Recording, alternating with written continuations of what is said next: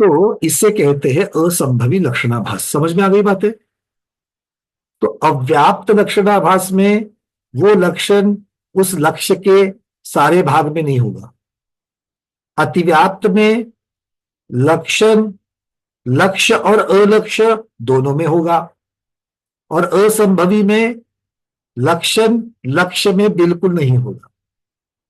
तो इस प्रकार के ये तीनों सदोष लक्षण कहलाते हैं, और सदोष लक्षण को ही लक्षणाभास कहलाते हैं। बात समझ में आ रही, क्लियर हो रही है? नहीं? हाँ नहीं कहे तो अर्थ ना ही होता है ना। जब किसी को कुछ पूछा जाए और अगर वो हाँ नहीं कहे तो उसका अर्थ ना होता है, क्या होता है उसका अर्थ? चलो एक प्रश्न आ रहा है, स्मिता दीदी पूछिए। म्हणजे असंभवीमध्ये आता तुम्ही गायचे शिंग म्हणला किंवा गाढवाची शिंग म्हणलं तर ते अव्याप्त मध्ये येतं ना, असंभवी मध्ये कसं? गधे के सिंग, हं. गधे के सिंग कौन से में आएंगे? अव्याप्त होने के लिए गधे के ऊपर सिंग कोई एक भाग में होंगे, तो गधे को सिंग होते हैं क्या? नहीं होते, किसी भी भाग में नहीं होते। इसका मतलब एक भाग में होते हैं, ये वाली बात भी नहीं होगी। लक्ष्य अलक्ष्य दोनों में होते हैं, ये वाली बात भी नहीं होगी। तो तीसरी बात होगी कि लक्षण में लक्ष्य है, लक्ष्य में लक्षण है ही नहीं, तो इसलिए वो असंभवी में चला जाएगा। ठीक है, तीनों कैटेगरीज को चेक करना है। हेमा की दीदी। भैया जो अनात्मभूत लक्षण है वो इसमें अव्याप्त और अतिव्याप्त में बैठ सकता है, मतलब ये नहीं, दोनों में एग्जाम दोनों अलग है। एक लक्षण का भेद है, और बाकी अभी तीन बताए, अव्याप्त अतिव्याप्त और असंभवीय लक्षणाभास के है। दोनों कंप्लीट विरुद्ध है। एक निर्दोष है, दूसरा सदोष है। ठीक जी भैया। प्रमोद जी। नहीं, वो असंभव का पूछ रहे थे, वो असंभव की बात हो गई फिर। चलिए सुजाता दीदी। आत्मभूत लक्षण मध्ये सूर्य लक्ष्य है और प्रकाश लक्षण है, हे येऊ शकतं ना? सूर्य लक्षण, सूर्य लक्ष्य, प्रकाश लक्षण। अब देखिए, सूर्य का लक्षण प्रकाश, हाँ। ये कहेंगे तो लक्षण होगा या लक्षणाभास होगा? सूर्य का लक्ष्य प्रकाश तो है ना। सूर्य का लक्षण प्रकाश तो है, किंतु अकेले प्रकाश सूर्य में ही होता है क्या? प्रकाश तो चंद्रमा में भी होता है, प्रकाश तो अग्नि में भी होता है, प्रकाश तो जुगनू में भी होता है, प्रकाश तो इलेक्ट्रिसिटी से जलने वाली बल्ब और ट्यूबलाइट में भी होता है।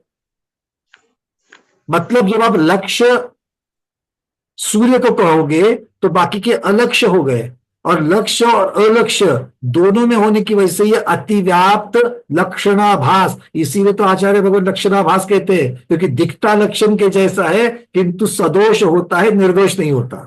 तो सूर्य का लक्षण आपको ऐसा करना पड़ेगा कि जो निर्दोष हो जाए। करो सूर्य का लक्षण। सूर्य का मेरु लक्षण प्रदक्षिणा करने वाला उष्णता और प्रकाश दोनों से सहित होने वाला वो सूर्य। अब ये लक्षण लगा के देखो। एक तो लक्ष्य में भी है और अलक्ष्य में भी है, ऐसी वाली चीज है क्या? मेरु की प्रदक्षिणा करता है और उष्णता प्रकाश के साथ में, ऐसा कहते ही बाकी वाले सब हट गए। इसका मतलब अतिव्याप्त तो नहीं आएगा। अच्छा, सूर्य में उष्णता और प्रकाश दोनों होता है कि नहीं होता है? होता है। मेरु की प्रदक्षिणा होती है कि नहीं होती है? होती है। तो असंभवी भी निकल गया। अच्छा, सूर्य के किसी एक भाग में उष्णता और प्रकाश होता है क्या? सूर्य का कोई एक भाग सिर्फ मेरु की प्रदक्षिणा करता है क्या? नहीं। इसका मतलब अव्याप्त लक्षणाभास भी निकल गया। तो तीनों लक्षणाभास निकल गए, तो सिर्फ और सिर्फ लक्षण रहा। कौन सा लक्षण? तो सूर्य से उसकी गमन की जो चर्चा है वो भी आप निकाल नहीं सकते, ना उष्णता प्रकाश उससे अलग कर सकते। चाहे सूर्य का उष्णता लेके आओ, चाहे सूर्य की प्रकाश लेकर के आओ, ये नहीं कर सकते। मतलब वो आत्मभूत लक्षण हो गया। क्लियर है? क्लियर है।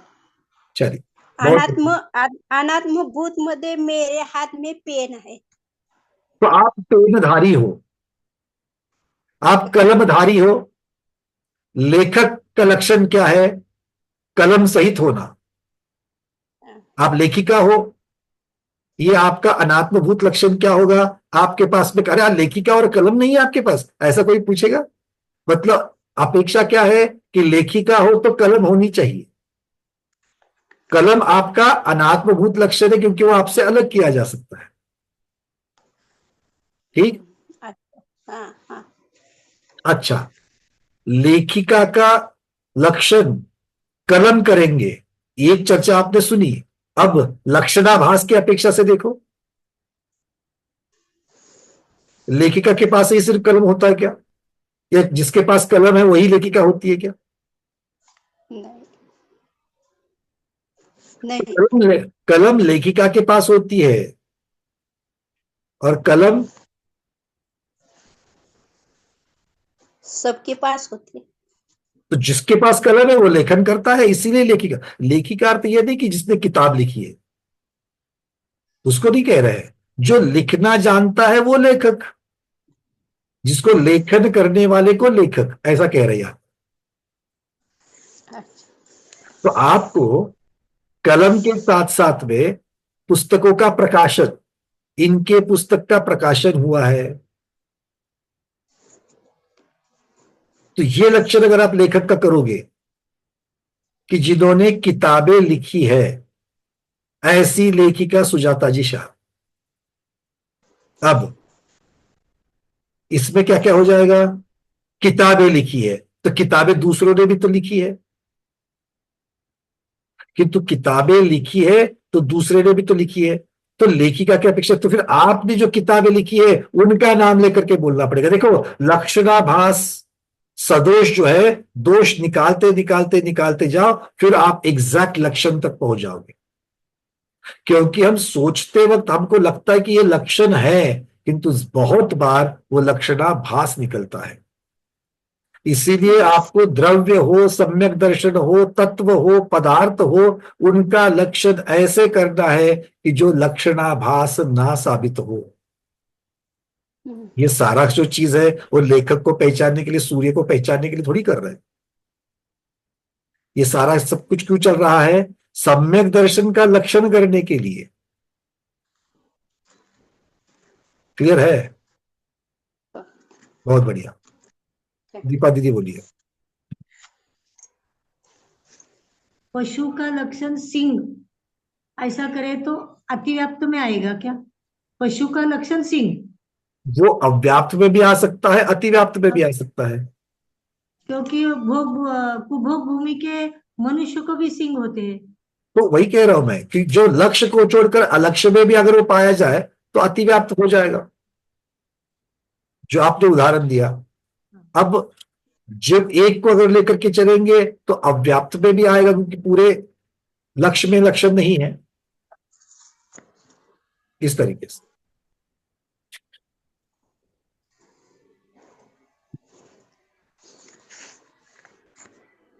अफ्रीकन मूल के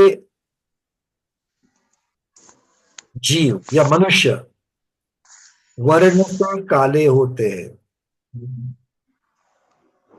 तो अफ्रीकन वंश का वर्ण काला होना, तो लक्ष्य हो गया अफ्रीकन जीव, उसका लक्षण करना है।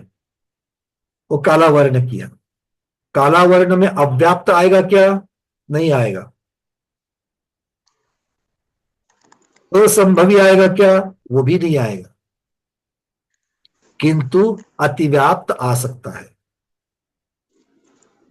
क्यों? क्योंकि काला वर्ण तो बाकी जगह पर यूरोप में भी पाया जा सकता है, या फिर हाँ, प्रधान कथन की अपेक्षा से लक्षण हो सकता है। इस तरीके से आप कह सकते हैं। चलिए, तो ये अलग अलग तरीके से अलग अलग कथन, प्रधान कथन, गौण कथन, निक्षेप से कथन, किस अपेक्षा से, विवक्षा से किया जा रहा है, नए लगाते हुए, इन सब की अपेक्षा से होगा। मीनाक्षी दीदी बोलिए, आपका प्रश्न। हाथी हाथी पशु है, लेकिन सभी पशु हाथी नहीं है, तो अति अव्याप्त में आएगा क्या? हाथी, पशु है, लेकिन सभी पशु हाथी नहीं है। तो हाथी का पशुत्व, पशुत्व ये जो है पशुत्व क्या बन जाएगा, लक्षण बनेगा। पर हाथी हाँ। का पशुत्व ये जो है ये अतिव्याप्त आ जाएगा, क्योंकि बाकियों में भी पशुत्व है। तो सूंड वाला पशु और कर लो, सबसे ताकतवर, सबसे आकार से बड़ा, ऐसा आपको और कुछ जोड़ना पड़ेगा ताकि वो अतिव्याप्त से लक्षणाभास से लक्षण की तरफ बढ़े। इसीलिए लक्षण जो है वो परफेक्ट होना चाहिए, निर्दोष होना चाहिए। ये बात हमको सबसे पहले चीज होनी है। 7 तत्व हो, 9 पदार्थ हो, 50 हो, 6 द्रव्य हो, इनका सबका लक्षण करते वक्त वो लक्षण निर्दोष होना चाहिए, नहीं तो वो लक्षणाभास हो जाएगा। क्लियर? चलिए नीरज जी। जैसे आत्मभूत लक्षण की सिद्धि करने के लिए अपन किस तरह से समझना होगा? दूध का दही में परिवर्तन होना आत्मभूत अनात्मभूत में आएगा, कैसे आएगा? नहीं, पहले तो दूध का लक्षण दही है क्या, देखो दूध का दूध रूप तो लक्षण है। पर्याय, देखो पर्याय बदल करके जो चीज बनेगी उसकी चर्चा नहीं है। इस पर्याय का लक्षण क्या है? दूध एक पर्याय है, उद्गल द्रव्य है, द्रव्य उसकी दूध एक पर्याय है। तो दूध का लक्षण क्या? अकेले सफेद होना कहोगे तो सफेद पुद्गल सफेद द्रव्य तो का दही भी है, सफेद तो दही भी है। इसका मतलब अतिव्याप्त हो जाएगा। तो इसीलिए आपको दूध का लक्षण ऐसा करना पड़ेगा कि वो सिर्फ दूध में ही पाया जाता है। मीठापन, दूध का अपना एक मीठापन होता है, बिल्कुल ठीक। दही में खट्टापन होता है, तो इस हिसाब से दूध का दही में परिवर्तन आप होना अनाथ। नहीं नहीं, दही खट्टा ही होने जरूरत नहीं, दही मीठा भी हो सकता है, किंतु दूध का मीठापन और दही का मीठापन अर्थात यहाँ पर जो रस है वो दोनों रस समान होने की जरूरत नहीं है, अलग अलग ही होगा। अलग होंगे। तो इसमें आत्मभूत में लेना पड़ेगा दूध को, उसके मीठेपन को और दही के मीठेपन को। उसके रूप रसगंध वर्ण स्पर्श रसगंध वर्ण की अपेक्षा से वर्णन करेंगे तो उसका बिल्कुल लक्षण ठीक हो जाएगा। क्योंकि और जैसे दूध का जो वर्ण है, दूध का जो रस है, दूध का जो स्पर्श है और दूध का जो गंध है वो दही में नहीं होगा, और ये दूध से अलग भी नहीं कर सकते, तो ये आत्मभूत हो जाएगा। जी, और जैसे लक्ष्य में उत्पन्न न होना, लक्ष्य कोई में अपन कोई भी उत्पन्न न होना असंभव दोष में आएगा या ये लक्षण में आएगा, असंभव लक्षण भास में? नहीं, लक्ष्य में उत्पन्न होना मतलब कोई अपन ने जैसे आत्मा का कोई भी लक्षण देखा, आत्मा के अंदर मन आदि से युक्त है, तो वो उसके अंदर युक्त है या उसका लक्षणाभास है अपने? नहीं, देखो अगर आप जीव की चर्चा कर रहे हो तो अलग वर्णन होगा, संसारी जीव की कर रहे हो तो अलग वर्णन होगा। और सिद्ध जीव की कर रहे हैं तो अलग वर्णन होगा। तो जीव मतलब है मुक्त की करो या शुद्ध जीव की करो, हाँ, शुद्ध जीव वो अलग वर्णन होगा, क्योंकि अलग शुद्ध जीव में तो असंभव होगा, जी जी। क्योंकि उसका तो कोई संबंध ही नहीं है वर्ण, क्योंकि वर्ण होता है पुद्गल का, वो जीव है ही नहीं है। ठीक तो है, जैसे युक्ति वो असिद्ध हुई तो उसको किसमें लिया जाएगा? असंभावित लक्षणाभास में। हाँ, वो सदोष है या असिद्ध हो रहा है उसकी अपेक्षा से ये तीनों चीज आ जाएंगी, क्योंकि लक्षणाभास में तीनों चीज है, कमतरता, तीनों बार। अतिपना और नहीं होना, रहितता, तीनों भी है। तो इसको अपन कोई भी चीज अपन से सिद्ध नहीं हो पा रही तो उसको लक्षणाभास में ले सकते हैं। बिल्कुल, तब तो लक्षण कहेंगे नहीं, जो सिद्ध नहीं हो पाएगा वो लक्षण होगा ही नहीं, क्योंकि लक्षण की परिभाषा ही वही है कि जो लक्ष्य को सिद्ध करे, लक्ष्य को बाकियों से अलग करे। वरना भी अंजलि दीदी। वंदना भैया, ये पूछना था कि अनुवृत्ति है, तो अनुवृत्ति यदि लक्ष्य है तो अनुवृत्ति का सम्यक दृष्टि होना या अनुवृत्ति सम्यक दृष्टि ही है, तो ये असंभव में आएगा, अव्याप्त में आएगा या व्याप्त में आएगा? पहली बात तो ये लक्षण है कि लक्षणाभास है? लक्षण नहीं, ये तो लक्षण है। तो लक्षणाभास की चर्चा ही, वो तीनों हट दो, हटा ही दो सीधे सीधे। अच्छा, और यदि ये कहा जाए कि सप्तम गुणस्थानी मंद कषाय होते हैं, तो ये क्या हो गया? तो सप्तम गुण स्थानवर्ती लक्ष्य हो गया, मंद कषाय जो है उसका लक्षण। लक्षण हो गया। ना, लेकिन वो मंद कषाय होते ही है, ऐसा भी नहीं ना, कषाय तीव्र भी होता है। क्योंकि बिना कषाय मंदता के सप्तम गुण स्थान होगा ही नहीं। हाँ, अब तो इसको लक्षणाभास में भी ले सकते हैं। कैसे? अतिव्याप्त हो सकता है, क्योंकि आप गुणस्थान की अपेक्षा से ये लक्षण कर रहे हो, तो मंद कषाय जो है आगे चल करके 8वें गुणस्थान व्यक्ति की भी तो मंद कषाय है। तो अतिव्याप्त के हिसाब से हो सकता है, क्योंकि मंदतर मंदतम तो आगे आगे होती जा रही है, तो मंद कहीं ना कहीं तो होगी। तो अकेले मंद कहने से नहीं चलेगा, आपको अलग तरीके से लक्षण करना पड़ेगा जो 7वें गुणस्थान का होगा। तो ये अप्रमत्त है, किंतु उपयोग किस प्रकार का है, ध्यान कौन सा है, ये सारी चीज धर्म ध्यानी है, तो इस प्रकार से ये चीजें कर सकते हैं। ठीक है, चलिए अनिता दीदी। काल यह पंचास्तिकाय नहीं है, तो ये हाँ? काल द्रव्य पंचास्तिकाय नहीं है, तो ये कैसा, इसको क्या करना, कैसा समझ? तो काल द्रव्य अस्तिकाय नहीं है। हाँ हाँ अस्तिकाय नहीं होना ये काल द्रव्य का लक्षण है। हाँ तो क्योंकि अस्तिकाय बाकी सब द्रव्य है, ये अकेले में आ जाएगा तो लक्षण है। तो ये लक्षण नहीं हो सकता। व्याप्ति व्याप्ति में आएगा ये? नहीं, व्याप्ति में क्यों आएगा? देखो ध्यान रखो, जब तक लक्षणाभास नहीं है तब तक व्याप्त अतिव्याप्त और असंभव में आएगा ही नहीं ना। अच्छा, लक्षणाभास होना जरूरी है। लक्षणाभास होगा तभी तो, लक्षणाभास के 3 भेद है भाई। हाँ हाँ हाँ, आया रहना, आया रहना। हाँ, लक्षणाभास होंगे तभी तो वो तीनों में व्याप्त अव्याप्त है कि नहीं ये सब चेक करने के लिए जाएगा। जेटी गंगवाल जी। वंदना भैया जी, दूध का जो घी बना है, दूध में जो घी का लक्षण है वो आत्मभूत है या अनात्मभूत है? वो आत्मभूत यदि है, आत्मभूत यदि है तो उसको अलग किया जा सकता है। देखो ये यहाँ पर नए लगेंगे, यहाँ पर नैगम नए लगेगा। नैगम नए की अपेक्षा से अगर आप देखो, क्योंकि ये अकेला लक्षण नहीं चलता है, ये कथन किस अपेक्षा से है, कथनचित निषेध भी हो सकता है, कथनचित एक्सेप्ट भी हो सकता है। साक्षात वर्तमान पर्याय की अपेक्षा से, भाव निक्षेप से अपेक्षा से देखा जाएगा तो दूध से सीधा घी निकलता है क्या? नहीं नहीं।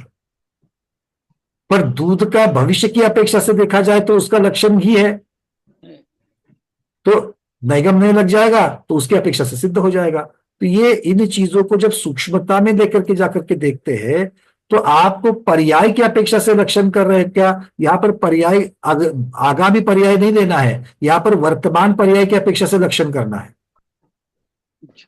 अनात्मभूत लक्षण का एक उदाहरण देता हूं, सुनो, एक उदाहरण देता हूं। अभी लड्डू का जो हम लोगों ने फोटोग्राफ देखा था, उसमें सड़े हुए केसरी वर्ण के मोतीचूर के लड्डू, ये लक्षण करता हूं मैं। तो आप अलग कर पाओगे किसी को? केसरी भी है, मोतीचूर के लड्डू भी है, किंतु सड़े हुए नहीं है। अभी तो अच्छे हैं, आगे जाकर के किसी ने नहीं खाए तो 8 दिन के बाद उसके ऊपर फंगस आ जाएगा, सड़ जाएंगे। वो पर्याय की चर्चा नहीं है, वर्तमान पर्याय की चर्चा है यहाँ पर। क्योंकि लक्ष्य को अलक्ष्य से बाजू में करना ये वर्तमान पर्याय की अपेक्षा से वर्णन होगा। इसलिए इन चीजों का चिंतन करते वक्त अलग अलग पर्यायों की अपेक्षा से खुद को कंफ्यूज नहीं करना। सब चीजें सब जगह नहीं लगती है, तो उसके परिप्रेक्ष्य में ही आपको चिंतन करना है। ठीक है ना? अनात्मभूत लक्षण का एक मतलब एक ये भी है कि वो अनात्मभूत लक्षण जो है वो वापस आरोपित किया जा सकता है। जैसे मैं चश्माधारी हूं तो चश्मा मैं निकाल के वापस चश्मा लगा सकता हूं, तो वो मेरा अनात्मभूत लक्षण लगा सकता हूं कि नहीं लगा सकता हूं, ये उन्होंने परिभाषा नहीं करी। क्या हम दोनों को अलग कर सकते हैं? दोनों को अलग करने के लिए दोनों का एक साथ होना वर्तमान में जरूरी है कि नहीं है? जिनके पास चश्मा है ही नहीं है उनका क्या हटाओगे? तो उनका लक्षण ही नहीं होगा ना। नहीं होगा। अभी स्मिता दीदी को देखो, उन्होंने चश्मा नहीं पहना है, तो क्या हम स्मिता दीदी का चश्मा सहित ऐसा उनका लक्षण कर सकते हैं? तो जो लक्षण होगा ही नहीं उसमें आत्मभूत अनात्मभूत की चर्चा ही नहीं आएगी। अब आपने और हमने चश्मा पहना है तो हमारा लक्षण चश्मा है, किंतु ये नहीं कह सकते कि चश्मा वाले गंगवाल साहब, नहीं, मतलब गंगवाल साहब का लक्षण चश्मा ऐसा होता है क्या? क्योंकि एक साथ जब बैठे हुए हैं, वर्तमान पर्याय में जो जो द्रव्य हमारे सामने यहाँ पर दिए गए हैं उनमें वो दूसरे के पास, अलक्ष्य के पास है, तो अतिव्याप्त लक्षणाभास हो जाएगा। जब तक आपके चश्मे की ऐसी कोई विशेष बात नहीं बताई जा सकती जो किसी के भी चश्मे में नहीं है, तब तक वो लक्षण नहीं बनेगा, और लक्षण बनेगा तो कैसा बनेगा? अनात्मभूत, क्योंकि वो अलग किया जा सकता है। वर्तमान पर्याय की अपेक्षा से यह सारा वर्णन है, भूत भविष्य पर्याय की अपेक्षा से नहीं। गंगवाल जी क्लियर है क्या? क्लियर हो गया, लेकिन वो दूध का अभी कैसे समझ में नहीं, दूध को कौन सा लक्षण कहेगा? तो दूध का अभी जो दूध है वो दूध में अभी घी है क्या? उसमें से घी घी उसमें है, उसमें है, पक्का है, तभी तो वो आत्मभूत है। अलग आगे की पर्याय में अलग हो जाएगा, उसकी चर्चा ही नहीं है। तो अभी तो वो आत्मभूत लक्षण बनेगा। अच्छा, आत्मभूत लक्षण बनेगा, आत्मभूत लक्षण। ठीक। अब अकेले दूध था, दूध के साथ में पानी था, दूध के साथ में छाछ थी मलाई वाली, कौन से किसकी चर्चा कर रहे हो, किसके साथ चर्चा कर रहे हो? अलक्ष्य कौन है और लक्ष्य कौन है, इनको जब तक साथ में नहीं रख सकते तब तक लक्षण कैसे करोगे? क्योंकि लक्षण लक्ष्य को अलक्ष्य से अलग करता है, इसीलिए लक्ष्य और अलक्ष्य दोनों जब तक नहीं होंगे तब तक लक्षण की चर्चा नहीं चलेगी। क्लियर? क्योंकि मैं अकेली की चर्चा करूंगा तो लक्षण किसका करूंगा मैं? तो फिर अलक्ष्य की चर्चा आनी चाहिए, और अलक्ष्य किस प्रकार की तुलना के साथ में है वो जब तक क्लियर नहीं होता है तब तक लक्षण कैसे बनेगा? क्योंकि जब मैं मनुष्यों के साथ बैठा हूं तो मेरा लक्षण अलग करना पड़ेगा, जब मैं पशुओं के साथ अकेला मनुष्य हूं तो मेरा मनुष्य होना अकेला उतना ही मेरा लक्षण काफी है, पर जब मैं मनुष्यों के साथ बैठा हूं तो मेरा मनुष्य होना यह लक्षण है क्या? वो तो लक्षणाभास हो जाएगा, अतिव्याप्त हो जाएगा। आ रही बात समझ में? इसका अर्थ यह कि लक्ष्य और अलक्ष्य दोनों को सामने रखते हुए, और सामने का मतलब यह होता है वर्तमान की अपेक्षा से सामने रखते हुए फिर लक्षण की चर्चा की जाएगी और लक्षणाभास की चर्चा की जाएगी, नहीं तो सारी चीजें एक दूसरे पे मिक्स हो जाएगी। ठीक है, चलिए, बहुत बढ़िया। नीरज जी, आपका प्रश्न है क्या? अनम्यूट किया है। पन्ना भैया, जैसे अभी जेटी गंगवाल जी पूछ रहे थे बाबू जी, तो उनका ये एक पर्याय उसके अंदर विद्यमान है, अपने ज्ञान में दूध में घी है, अपने ज्ञान में ये विद्यमान है। तो इस पर्यायभूत का जो परिरमण बाद में होगा या उसके अभिमुख होगा, पर्याय के अभिमुख, घी के अभिमुख हुआ वो, तो उसका जो घी, उसका लक्षण पना है घी का। आप अकेले दूध की चर्चा कर रहे हो, सुनो, मैं अभी घी की बात कर रहा हूं। मैं नहीं, आप घी की करो, लक्ष्य की करो, लक्षण की करो, किंतु आप लक्ष्य की चर्चा नहीं कर रहे हो। घी के अंदर जो लक्षण है, दूध का लक्षण घी करने के लिए उसका किसके साथ में कंपैरिजन हो रहा है? अलक्ष्य कौन है वो भी तो बताओ भाई। दूध अलग से होगा तब नहीं, दूध का दही बंडा नहीं, सुनो सुनो सुनो, अगर दूध का घी, अगर यहाँ पर लक्षण करना है, और मैं आपको कहूँ दूध के साथ में बाजू में छाछ रखी है मलाई वाली, मक्खन रखा हुआ है, अब ये तीन चीजें हैं, अब बताओ घी किसका लक्षण करोगे? तीनों में से घी निकलेगा, तीनों में से निकलेगा, तो किसका लक्षण करोगे? अतिव्याप्त हो गया, लक्षणाभास हो जाएगा। जी, तो ये अपने जो ज्ञान के अंदर जो अपने बसा हुआ है पर्याय का अभिमुख, ये सार रूप से एक ही लाइन में आपको कह रहा हूं, लक्ष्य का लक्षण करने के लिए अलक्ष्य का होना जरूरी है, क्योंकि लक्ष्य और अलक्ष्य को अलग कर रहा है, तो अलग करने के लिए कोई ना कोई तो होना चाहिए। जब तक अलक्ष्य नहीं होगा तब तक लक्ष्य का लक्षण नहीं कहलाएगा, लक्षणाभास भी हो सकता है, लक्षण भी हो सकता है। तो द्रव्य में जो सिद्धपना है उसी को लक्षण मानना है अपने को। कौन सा द्रव्य और कौन सा द्रव्य? एक द्रव्य की अलग अलग पर्याय जो है, उन पर्यायों में आप लक्ष्य अलक्ष्य कर रहे हो, या अलग अलग द्रव्यों में लक्ष्य अलक्ष्य कर रहे हो? अगर मैं 6 द्रव्यों की बात कर रहा हूं तो ज्ञानवान होना ये जीव द्रव्य का लक्षण हो गया। पर जब मैं बस जीव की चर्चा कर रहा हूं तब तो सभी में जीव, सभी जीव है, सब में ज्ञान है, तो अतिव्याप्त हो जाएगा लक्षण करना।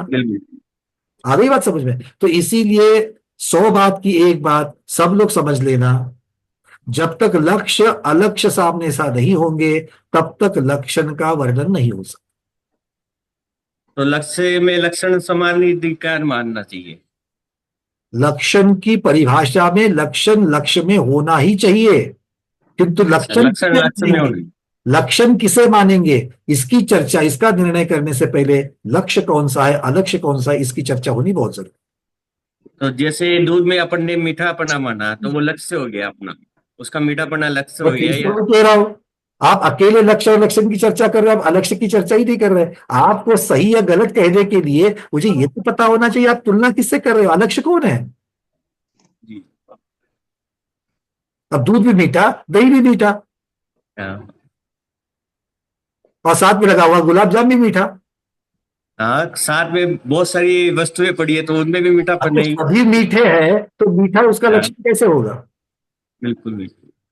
इसलिए अलक्ष्य को जानना बहुत जरूरी है, क्योंकि देखो जिसको अलग करना है वो अलग, जिनसे अलग होना है वो अलग होने वाली चीज ही नहीं है, तो लक्षण अलग किससे करेगा। कारण ही नहीं होगा तो कार्य कैसे होगा, ये बात यहां पर कह रहे हैं। भगवान जी आपका हो गए पूरे प्रश्न, एड्रेस है आपका? अच्छा एक है अंतिम प्रश्न, चलिए। इस स्वाध्याय सभा में पंकज जी शाह हमको पढ़ा रहे हैं, तो स्वाध्याय सभा में लक्ष्य पंकज जी शाह हमको पढ़ा रहे तो हमारे शिक्षक है ऐसा? बिल्कुल, ये सब में पढ़ाने वाला एक ही व्यक्ति है, उनको आप पंकज शाह कह रहे हैं तो पंकज शाह का लक्षण पढ़ाने वाला ये कर रहे हो, बिल्कुल सही। और ये आत्मभूत लक्षण होगा क्योंकि पढ़ाने वाला और लक्ष्य अलग अलग नहीं हो सकते हैं, तो इसलिए आत्मभूत लक्षण हो जाएगा, बिल्कुल ठीक है। किंतु अगर मेरे साथ में अगर यहाँ पर और 2-3 प्रवचनकार बैठे हैं तब ये वाला लक्षण नहीं कर सकते, अतिव्याप्त हो जाएगा। ठीक है, चलिए प्रबोध जी बोलिए, अंतिम अनम्यूट है, बोलिए। मैं कह रहा था आकाश द्रव आरोपी है, इसमें तो लक्ष्य और अलग दोनों है, इसमें तो अतिव्याप्ति का आएगा कि नहीं आएगा इसमें? देखो आप भी वही कह रहे हो, काल द्रव्य को आरोपी कहने के लिए काल द्रव्य से अलक्ष्य कौन है? नहीं, आकाश द्रव्य को आकाश द्रव्य आरोपी है, तो आकाश द्रव्य को अलग, आकाश द्रव्य को जब लक्ष्य किया जा रहा है तो अलक्ष्य कौन है? बाकी सारे द्रव्य अलक्ष्य हैं जो रूपी ये जब तक आप क्लियर नहीं करोगे तब तक उत्तर कैसे देंगे, क्योंकि बाकी है कौन?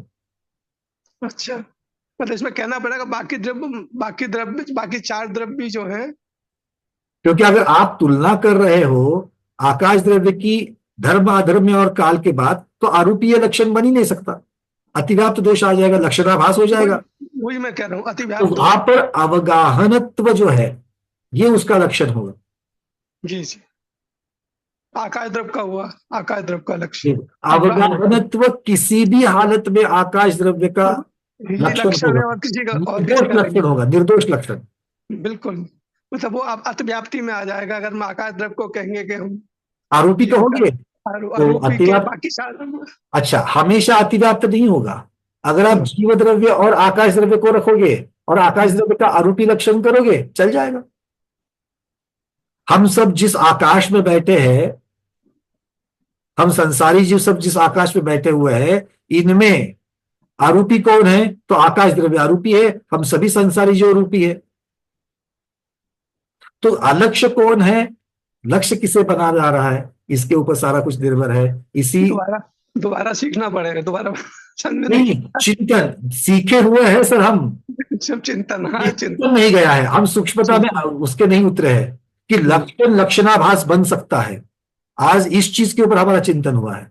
पहले हमने लक्षण और लक्षणाभास को अलग अलग पढ़ा था, आज लक्षण को लक्षणाभास कैसे हो सकता है और लक्षणाभास लक्षण कैसे बन सकता है इसकी चर्चा कर रहे हैं, और उसके लिए लक्ष्य और अलक्ष्य को जानना बहुत जरूरी है। और ये जब तक नहीं होगा तब तक आज अभी कैसे सब लोगों ने एक ठोक करके कह दिया, हाँ अवगाहनत्व तो किसी भी हालत में लक्षण बन सकता है। इतना निर्दोष लक्षण जब तक सम्यक दर्शन का नहीं होगा, रत्नत्रय का नहीं होगा, द्रव्य का नहीं होगा, तब तक वो यथार्थ श्रद्धान नहीं होगा, ये यहां पर कहना है।